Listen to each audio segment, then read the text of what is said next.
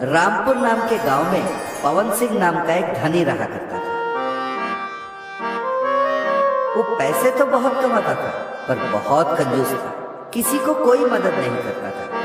ऊपर से वो सूद का व्यापार करता था और लोगों का खून चूसता था। उसी गांव में जंगन्ना नाम का एक बूढ़ा आदमी रहता था।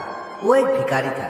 उसके बच्चों ने उसे घर से निकाल दिया तो मंदिर के पास वो भीख मांग के गुजारा करता था। गांव वाले भी उसे खाने को दे दिया करते थे।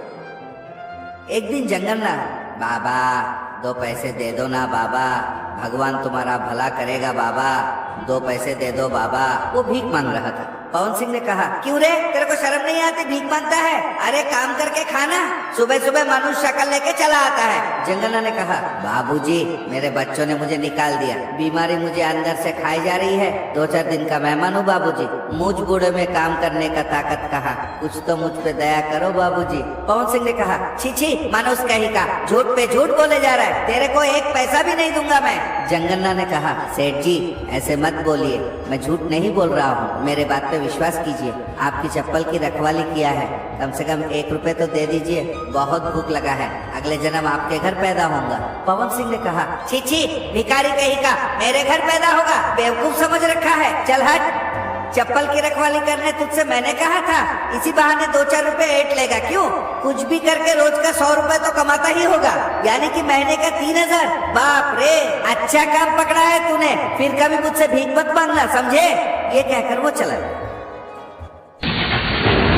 एक दिन उस इलाके में बड़ा तूफान, तेज हवा, जोर की बारिश, गड़गड़ गड़कती बिजली, पूरे इलाका का वातावरण बदल चुका था। 2-3 दिन के बाद भी जोर की बारिश थम नहीं रही थी। इस बीच एक राजदूत, सुनो सुनो गांव वालों सुनो, सारे गांव वाले ध्यान से सुनो, राज संदेश आया है, राजा ने बुलवा भेजा है, ये बारिश इतनी जल्दी नहीं थमेगी, गांव के ऊपर काशी नदी का बांध टूट सकता है, सब अपने अपने सामान समेट के निकल जाओ, कोई सुरक्षित स्थान पे चले जाओ। वो चिल्लाता हुआ जा रहा था। राज संदेश सुन के सारे गांव वाले डर गए और अपने अपने बैलगाड़ियों पर, घोड़ों पर जो जिस तरह जा सका वहां से निकल जाने लगे। पवन सिंह भी अपने सारे रुपए, गहने, सोना एक पोटली में बांधा और अपनी बीवी के साथ नदी किनारे पहुंचा।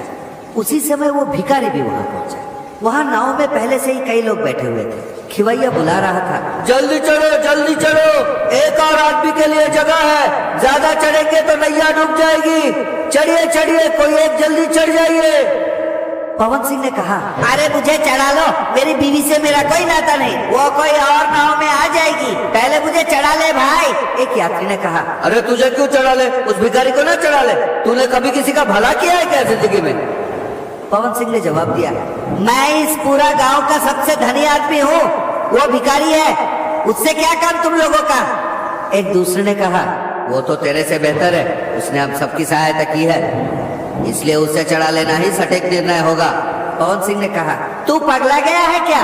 अरे जितने पैसे चाहिए ले ले, पर मुझे चढ़ा ले, वैसे उस भिखारी से तुम लोगों का क्या वास्ता? किसी और ने कहा, तू कितना कंजूस है हम सब जानते हैं, और वो भिखारी है, जब जब उसे भिक्षा दिया हमें पुण्य मिला, साथ साथ हमें तृप्ति भी मिलती थी कि आज एक इंसान का सहायता किया, हमें तृप्ति भी उसी की वजह से मिलती थी, पर तेरे वजह से कभी भी किसी को कोई लाभ नहीं हुआ, इसलिए हम उसे ही चढ़ाएंगे। तब जंगन्ना ने कहा, गांव वालों तुम लोगों का प्यार अपरंपार है, इतना प्यार आप मुझ पे बरसाते हो, मैं आप लोगों का आभारी हूँ, पर औरत जात का इज्जत करना हमारा परंपरा है, इसलिए कृपा करके इसकी बीवी को नाव में ले जाइए, मैं जीऊँ या मरूं कोई फर्क नहीं पड़ता, आप जल्दी निकल जाइए। तब गाँव वालों ने पवन सिंह की बीवी को नाव पे चढ़ा लिया और निकल गए।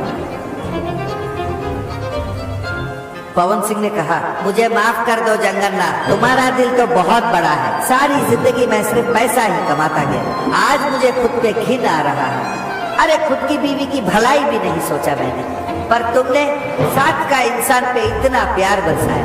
पवन सिंह बहुत दुखी। कुछ देर बाद एक नाव में कुछ राजदूत आए और इन दोनों को रक्षा करके ले गए। इसके बाद पवन सिंह ने बहुत दान धर्म किए और बहुत अच्छा नाम कमाया। तो बच्चों, हमारी अगर क्षमता हो तो कुछ दान धर्म तो जरूर करना।